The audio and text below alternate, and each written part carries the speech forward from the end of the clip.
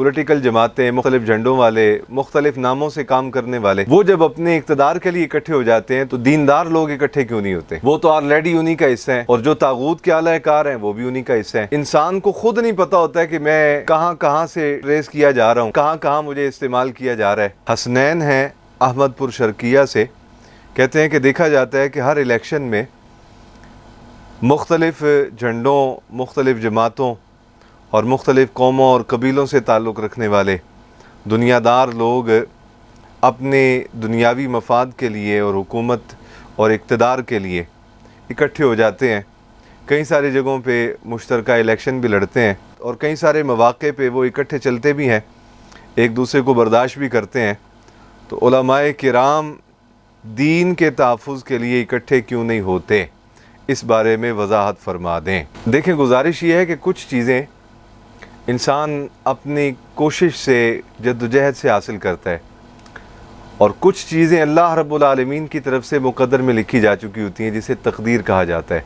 यानी कुछ चीज़ें असबाब के तहत होती हैं और कुछ चीज़ें असबाब वाले के तहत होती हैं। एक तो पूरी कौम को ग़लबा दीन के लिए और तहफ़्फ़ुज़ दीन के लिए ज़हनी तौर पे और दिली तौर पे तैयार होना चाहिए। दूसरी गुजारिश ये है कि जो आपने सवाल किया कि दुनियादार तबके, पॉलिटिकल जमातें, मुख्तलिफ झंडों वाले, मुख्तलिफ नामों से काम करने वाले, वो जब अपने इक़्तिदार के लिए इकट्ठे हो जाते हैं तो दीनदार लोग इकट्ठे क्यों नहीं होते?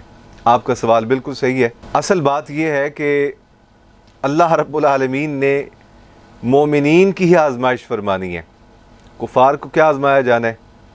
ज़ाहिर है वो तो तागूत के आला-ए-कार हैं। अहले ईमान जो है उन्हीं के लिए तो फरमाया गया ज़ुय्यिना लिन्नासि हुब्बुश शहवात, तो मुज़य्यन किया गया दुनिया को और दुनिया की शहवात को, तो ये अहले ईमान के लिए किया गया। जो काफिर हैं वो तो ऑलरेडी उन्हीं का हिस्सा है, और जो तागूत के आला-ए-कार हैं वो भी उन्हीं का हिस्सा है। तो पीछे बचता तबका मोमिनीन का है।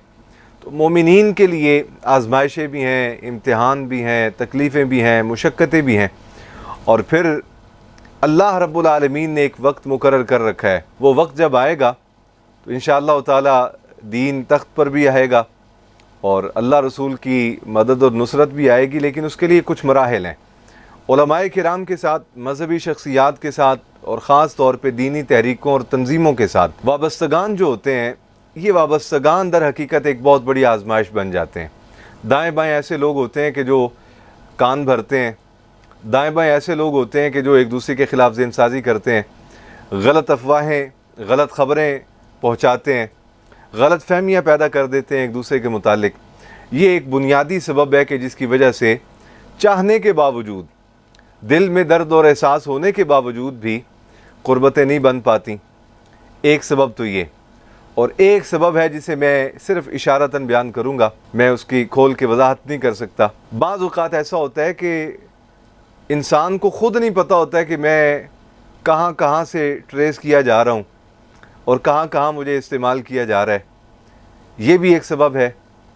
और बाज़ औक़ात ये भी होता है कि जो तबीयत की जज्बातियत है और अदम बर्दाश्त है और ज़ुबान की सख्ती है, ये कुछ चीज़ें ऐसी हैं कि जो मिल मिला के एक ऐसा माजून मुरक्कब बनती है कि जो जिस सीने में आ जाता है, जिस माहौल में आ जाता है वो माजून मुरक्कब, नतीजा ये निकलता है कि वहाँ दूरियाँ पैदा होने लग जाती हैं।